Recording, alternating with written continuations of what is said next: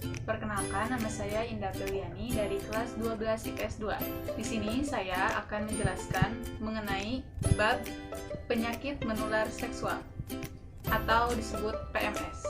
Infeksi menular seksual atau penyakit menular seksual adalah infeksi yang menular melalui hubungan intim. Penyakit ini dapat ditandai dengan ruam atau lepuhan dan rasa nyeri di area kelamin. Ada banyak jenis penyakit menular seksual, diantaranya chlamydia, gonor, sifilis, trichomoniasis, dan HIV. Penyakit menular seksual menyebar melalui hubungan intim, baik secara vaginal, anal, maupun oral. Tidak hanya hubungan intim, penularan juga dapat terjadi melalui transfusi darah dari berbagai jarum suntik dengan penderita. Infeksi juga dapat ditularkan dari ibu hamil ke janin, baik selama kehamilan atau saat persalinan.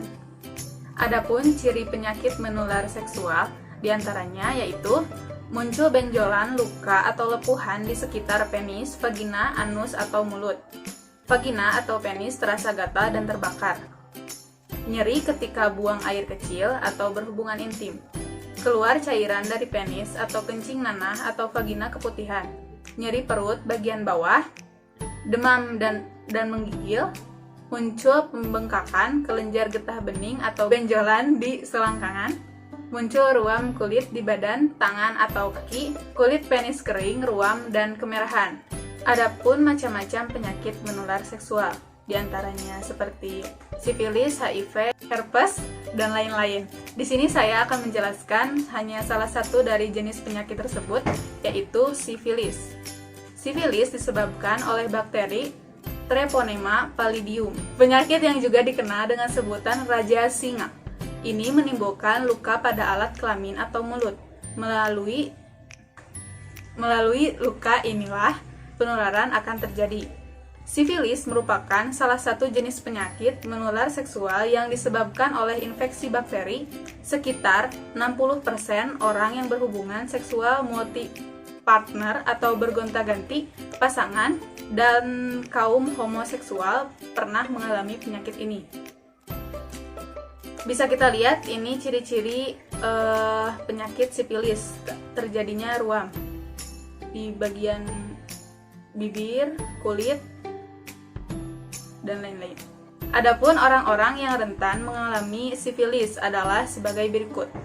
Yang pertama yaitu berhubungan seksual multi-partner, apalagi bila dilakukan tanpa pengaman, misalnya kondom. Yang kedua, kaum homoseksual. Yang ketiga, penderita HIV.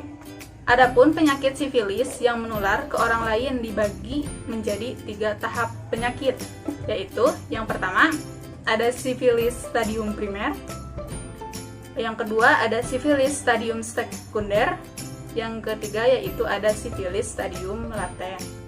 Bagaimana nih cara pengobatannya?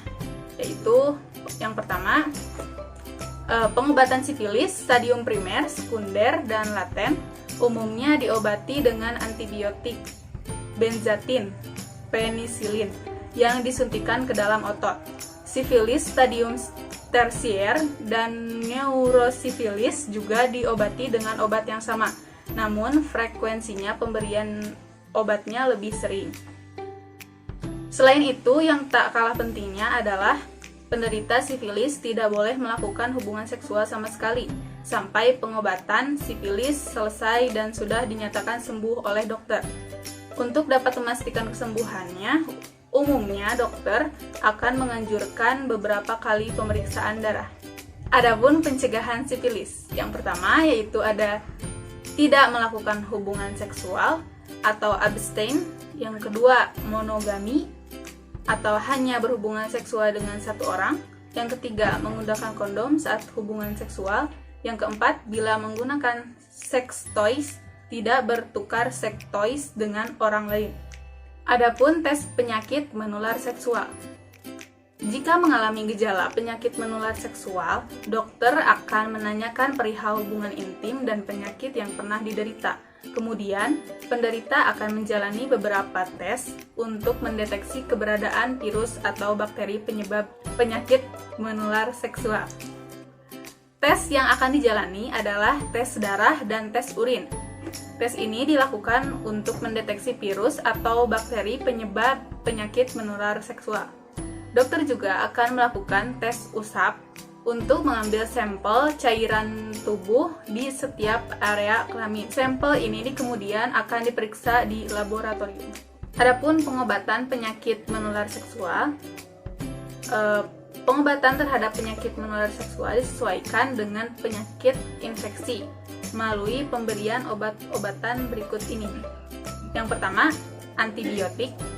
Antibiotik digunakan untuk mengobati berbagai penyakit menular seksual yang disebabkan oleh infeksi bakteri seperti gonor, chlamydia, dan sifilis. Antibiotik harus tetap dikonsumsi walaupun gejala yang dirasakan telah membaik. Hal ini dilakukan untuk mencegah infeksi kembali terjadi. Yang kedua, ada antivirus. Pengobatan dengan obat antivirus hanya bertujuan untuk meredakan gejala dan mengurangi resiko penyebaran. Jenis obat antivirus yang digunakan untuk menangani herpes genital adalah acyclovir, famciclovir, dan valacyclovir.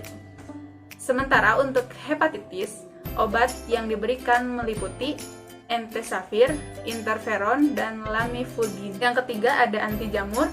Untuk penyakit menular seksual yang disebabkan oleh jamur seperti candidiasis, dokter akan memberikan krim anti jamur yang dioleskan ke vagina seperti nystatin dan clorimazole. Obat anti jamur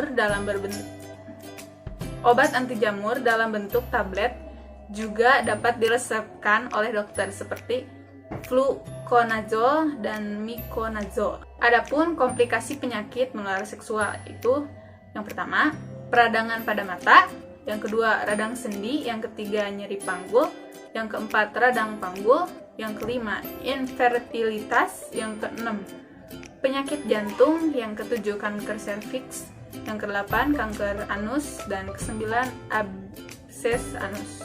Adapun cara mencegah penyakit menular seksual tersebut, yaitu kenali pasangan seksual masing-masing, lakukan vaksinasi, terutama vaksin HPV dan hepatitis B. Yang ketiga, tidak menggunakan nafza, terutama dengan berbagi penggunaan jarum suntik. Yang keempat, lakukan pemeriksaan kesehatan secara rutin, khususnya yang berkaitan dengan organ reproduksi. Yang kelima, yaitu pria bisa melakukan sunat untuk mengurangi risiko terkena penyakit menular seksual tersebut. Sekian dari saya, mohon maaf bila ada kesalahan. Terima kasih. Wassalamualaikum warahmatullahi wabarakatuh.